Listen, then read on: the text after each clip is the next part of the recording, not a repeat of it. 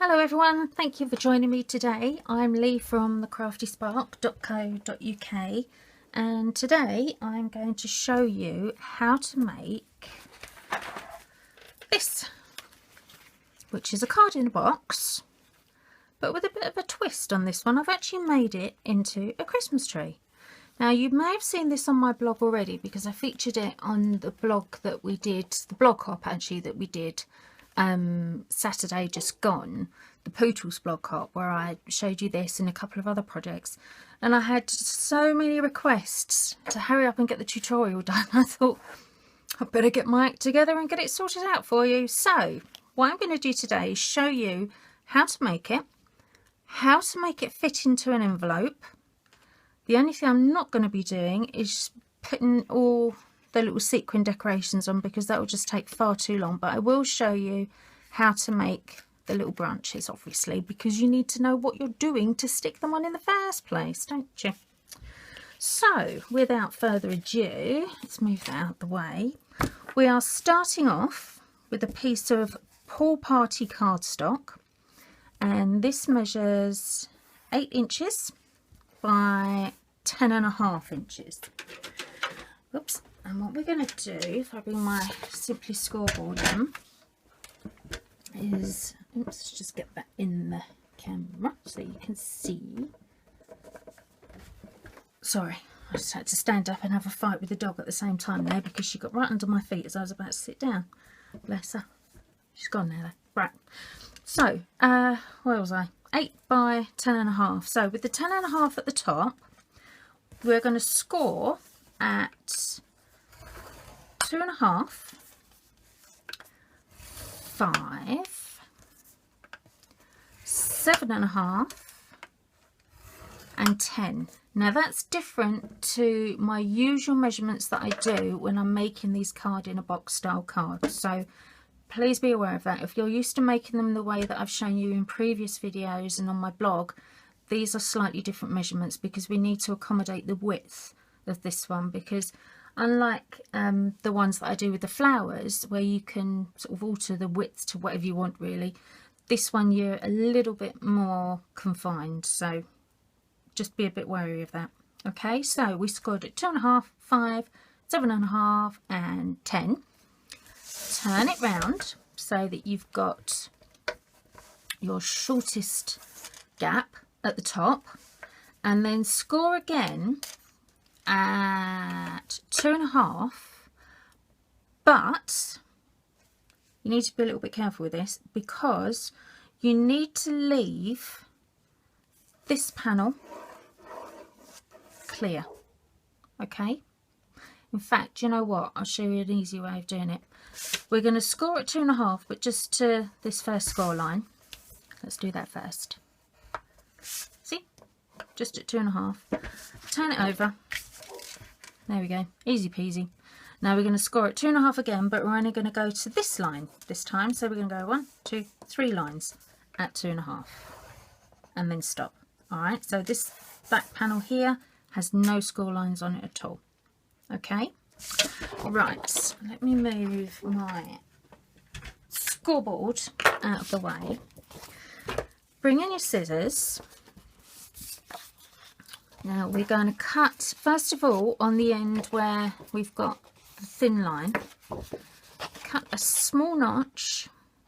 Just helps when you're sticking the card together, you see, makes it look a bit more neater and tidy. Cut a small notch and then cut very carefully in a nice straight line all the way down that edge, so that, whoopsie daisy, nearly went too far then, so that you've actually cut that bit off. Okay, now we're going to do the same on the next line till you get to that score line at the bottom. So again, nice straight line. If you've got a Stampin trimmer, these cards are so much easier to make because you don't have to cut down the score lines and worry about doing it straight with your scissors, because your trimmer will just do it all for you. But I appreciate not everybody's got one, hence I'm using my scissors, but I am bringing my trimmer in for this. Now if you're doing this without the trimmer, you'll just have to measure this with a ruler, but I have a trimmer, so I'm going to use it. Now, what I'm going to do, that was my cutting blade. You've got two blades on this. Look, you've got a cutting blade and a scoring blade. So if you haven't got one, well worth the money, because it does two jobs at once. What I'm going to do is I want to cut this bulk off here, but not this flap. All right, and I'm going to cut it so that I've got 2.5 here and 2 here. So I'm going to put it on my trimmer at 4.5. Oops, just make sure I've put that in place right. And then, is that right? Have I put that in the right? Yeah, I have. You know, when you do things sometimes you question yourself. Well, I always question myself because, as you've probably seen on quite a few of my videos, I usually end up putting things in the wrong place, but never mind. Right, so I'm going to cut that off, but don't throw that bit away because we're going to use that. So now you are left with this. Actually, do you know what? I'm going to keep my trimmer there for a minute because I want to cut this bit as well. What I'm going to do with this, I'm just going to cut off. So my score line is here. I want to have 1/2 inch just left over there. So I'm just going to cut that off there. So I've got that one. And turn it around to do the same thing again. Just so that I've got 1/2 inch left, like that. Right, now these bits you don't need, so get rid of those. But then I want to cut this. I want usually 1 inch strips because these are going to be the support bars that go across the card. So I'd usually go for a 1 inch strip on this, but because of the way this card is being made, this piece that you've got here, if you put it on your board, will now measure 3.5 inches. Now I actually want half of that, so I want 1 3/4 as my strip, my support bar, rather than my usual 1 inch, which I say to use. You'll see why in a minute. Sorry about that crash, I was just putting that trimmer out the way again. Now they need to be folded like that, so you've got kind of a zigzag going on. See? Score them with your bone folder so that when you actually fold your card, they fold up nicely and don't end up getting in the way, because that is what we don't want. Right, just put them out the way for a minute. Bring our card back in. Now back with your scissors, and now we can cut down to that first score line. So we've got one there and one, whoopsie daisy, there. All right, fold and burnish your little bits and pieces. These ones here, you don't really need to burnish those ones with a bone folder because you don't want them to lay too flat. You do want them to sort of flap out slightly. Oh, that's a nice straight line, isn't it? See what I mean? Trimmers are much easier. I'm sure I would have got a much better line than that. Oh, never mind, I'll trim that up later. I was going to do it then, but you really don't need to see me doing that, do you? Uh-oh, hang on, I've just stuck my bone folder to the desk now. Right, what was I doing? Oh, yeah, sorry. Concentrate, focus and concentrate. Right, so these bits we do want to burnish, so we're just folding these over, making sure you keep it nice and straight at the bottom. Don't want a wibbly wobbly card, do we? So nice and straight all the way along. And then you've got two ways of doing this. Now, dependent on how confident you are, that's the word, you can actually stick these in while you're making your card, or you can make it first and then stick them in. Now I'm going to show you how to do it straight onto the card.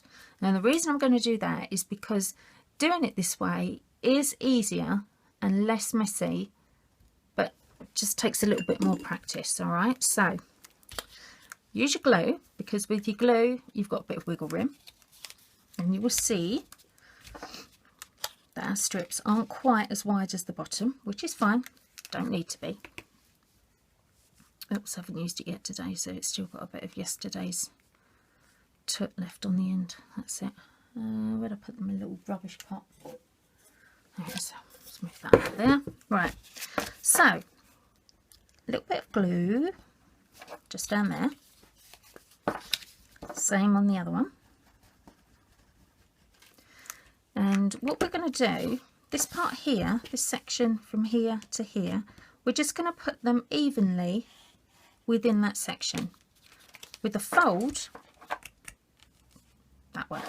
Okay, so they will go roughly, I should have put the other one in first, shouldn't I? But there, this is why glue is always good, because if you get these where they're not even, it just makes it so much easier to even them back up again. Oh, see, like that. Put that round the wrong way.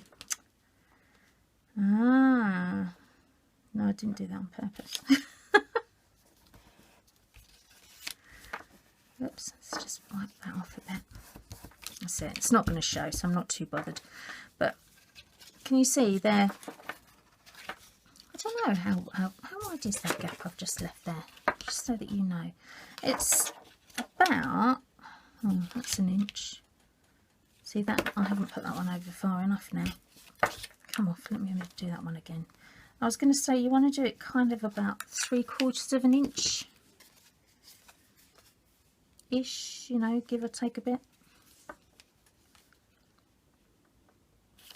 Only because when you're putting your branches on, you obviously want a relatively even looking tree. That's better. I wouldn't worry about it being exact, but a bit more even than I just had it would have been good, wouldn't it? Right, now this is where the clever bit happens, because you stick your two flaps on like so, fold them over, fold it over, and what we're going to do is then fold that one over as well. And the glue is now going to go on this bit and this bit and this bit. So we're going to glue all of those, and then we're just going to fold that over, and it will glue all of it in one go for us. All right. Oops, I've already put some double-sided tape on the designer series paper, the nice pretty pattern paper that I'm going to put on the outside of this card. And every time I put something down, I keep putting it on some of the double-sided tape. So I'll be all right in a minute, because I'm going to stick it all on. Right, so we've got it all on. 1, 2, 3. Then we just fold over and just push it down. And that just makes it so much easier than trying to fiddle little bits in. Fold it over the other way. Just give it a nice firm stick. There you go. And there's your base of your card. All right. Just having a look in the camera to make sure you can see that. Can you see that? Whoops. There you go. It's a bit wibbly wobbly today, isn't it? A wibbly wobbly card. Sorry about that. Now, you've probably realised, looking at that, that is not the usual shape for the box card in a box card. That's fine. This is what we want it to look like. That's one of my hairs. Sorry about that. That was nice, wasn't it? Right, let's put these on. Now, I've used some of the designer series paper from a new catalogue, and you know what? I can't remember what it's called. Isn't that terrible? Hang on, let me look. I think it's the Seasons of Cheer. Wait a minute.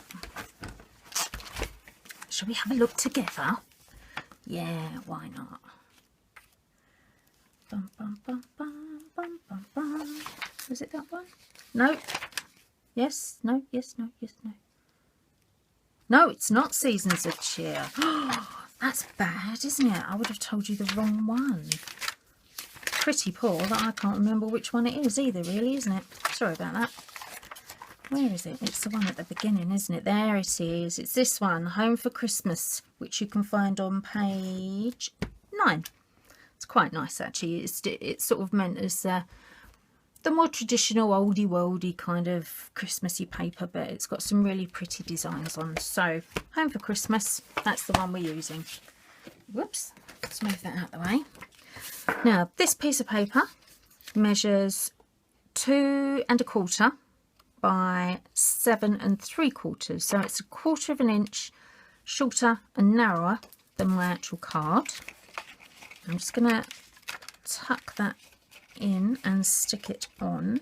Now you're not going to see a huge amount of this, so you may decide that you don't want to put it all the way down the inside, but just be aware that obviously people do like to nose around things, including handmade cards, to see how they're made. So if you haven't got any tuck down there, you're going to have a bit of a bare bottom.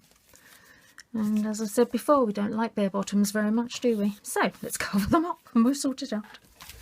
Right, now for the outside, fold your flaps up. You then want 2 1/4 by 2 1/4, and we're just going to pop those, whoops daisy, on the outside. Now, quite often when I'm doing these cards, I will also put some pretty paper under here, but I'm not going to today because otherwise I will be here forever. And if I'm really perfectly honest, I haven't decided which one to put there anyway, so I'm going to leave it just plain. Put your flap down, stick your pictures on again. Your pictures? It's like being in school again, isn't it? Put your pictures in your books, children.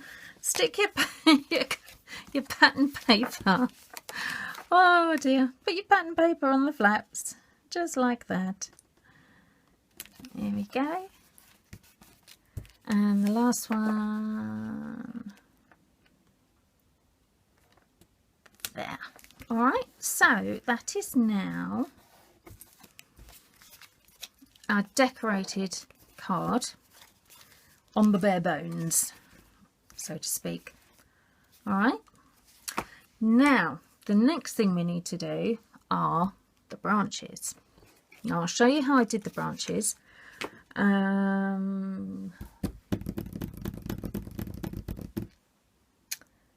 Where did I put the punch? That's what I'm looking for. I'm looking for the punch. Hang on, back in a sec. Right, sorry about that. Now I have myself organised again. Very good at being organised, am I? I usually am, you know.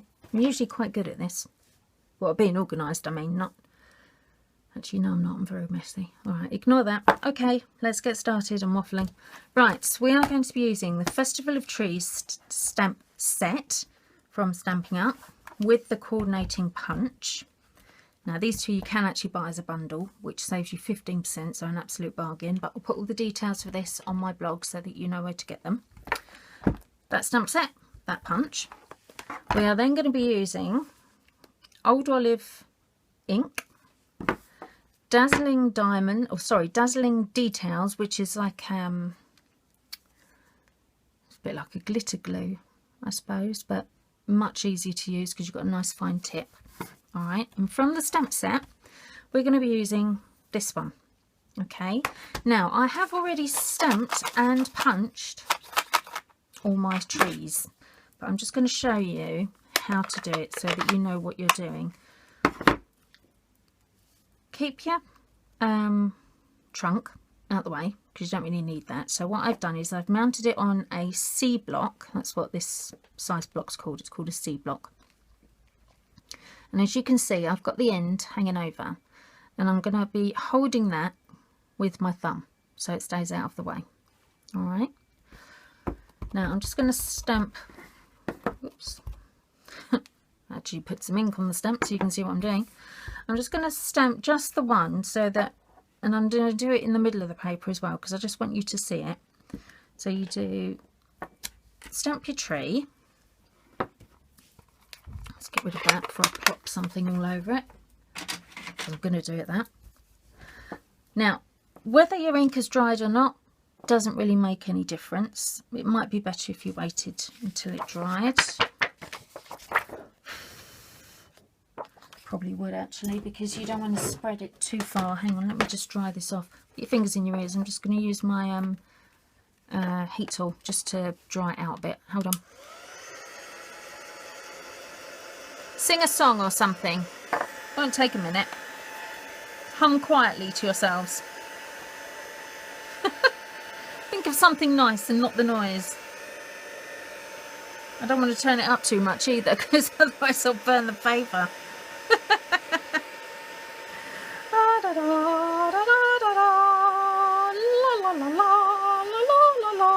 There we go, that'll do. Whoops. Oh, I've got a terrible singing voice, haven't I? Never mind. Right, now all I did was I got some of my dazzling details and I literally squeezed out a dollop and scribbled over it like that, and then with my finger I just rubbed it in. Now can you see how that ink spreads a bit? Set it aside and just left it to dry, and once it dried you get this. So you see you've got a bit of a sort of a clouded effect on your tree branches, and I hope you can see that, but you've got that lovely glitter. And because it's done with the dazzling details, it won't come off everywhere. Hang on, that's all over my finger now. Alright, so that's how you need to make your branches. I'm just going to get a baby wipe, because I've got it all over my hand. Gets a bit messy, but hey, that's what crafting's all about, isn't it? Having fun, getting messy. Right, let's move those out of the way. Now, I have punched quite a few of these. I think altogether, how many did I do? I know it was a whole A4 page. It was around about, oh, I don't know, 50 something or other. It was a lot. I know that it was a lot. Okay, but once you've actually got them all on, it doesn't look anywhere near as many as that, because what you've actually got, if I just pull this back so you can see, you've got your branches, and then you've also got like a support post, if you like, going through the middle, and that's why we needed that wide bit at the bottom. Can you see where I've used it at the bottom? Because that bit down there is what's forming the basis of your card, and it's actually going to sort of create the skeleton, if you like, to hold everything in place. Okay, so doing your usual, my usual, turn your card upside down. Something else I've just forgotten to say. Let me just show you how it's going to fit in the envelope, because this is quite important too. This is just a standard A5 sized envelope. Nothing special, just standard A5. When you put your card on, you need to make sure that you have room, because if you don't have the room on the broom, it won't fit. So when you actually put your branches on, you start off with 2 branches. Now ordinarily we'd just start on the back and work forwards, but what we're going to be doing to begin with, we just need to get our sort of width bit in place, because without that width in place you could end up with a card that's much too big. Bit of glue on the back, and we're actually going to be doing both at the same time, which isn't the easiest thing to do, but I've just got to make sure I'm putting this one in the right place. Yeah, it's not the easiest of things to do, but if it's not in the right place, it's not going to work. That's on it, just on that bit there. Okay, so make sure you've lined up at the bottom. Let me just check you. I'm in the camera. Yeah. So make sure you've lined up at the bottom. You want an even width on each side. If you want to, I suppose you could. There's nothing stopping you actually getting your ruler out and measuring. I don't think it's going to make a huge difference. But then you need to put, oops, goodness, hang on. So starting your first one, this one is going to go out straight, dead straight. So your first one goes straight out like that. Okay, so you're within the line of your envelope. Now, actually that's going to be a bit tight. Let me move it over a little bit. That's it, because obviously you need a bit of width, a bit of room in there to get in. And then keeping that exactly where you've put it, unlike me who just moved it, that's it. Grab your other one with your bit of glue on the end, and this one is going to be going, I'm going to have to move it now to show you actually, but it's going to be going just inside there, all right, on the front bit. So let me just line up again. There we go. And then this one is going to go, oh dear, can't hold it and move it. There we go. See, this is why you need glue rather than double-sided tape, because if you had double-sided tape you wouldn't be able to slide them into place easier. Right, so we put that one, oh look, it's near enough dead on there. Let's just move it across a little bit. There we go. All right, so now I know, as long as I don't go any wider than that one and that one, it's going to fit perfectly in my envelope. All right, so when I straighten up, you look at it like that and you think, oh, well, that's not very good, it doesn't come out very much. But once you've got all your branches on, you'll be able to see it does, because if we don't do that, you will end up exceeding your envelope. There is no doubt about it. All right. If you're going to make your own envelope, that's absolutely fine. This one, for example, because I've got such a big chunky bow on it, I'm actually putting this one into a box that I'm going to make, because if I put this on, whoops, oh dear, screwed up my branches. You see, this one doesn't fit. I've gone too wide. But it's not going to fit in an envelope anyway because I've got my big chunky bow. But this one, I want it to go in an envelope. So that's how you measure your sides. Now for your top, again, you want to make sure you don't go too high. So what we're going to do is I have punched out, let's come pick it up, a star. This is punched out of the Cherry Cobbler glimmer paper.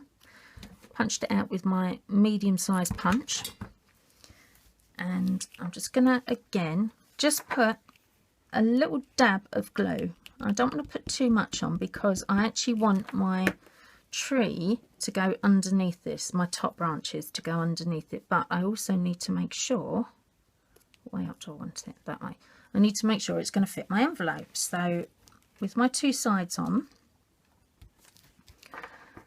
how high can I get that? You see, I can actually get that relatively high. So make sure it's in the middle. Oh, in fact, look, it's so high I've missed it and gone straight onto the onto the envelope. That was good. Let's do that again. Oh dear, now I've got glue on the front. Good job this glue dries clear, isn't it? Ah, never mind. Never mind. So there we go.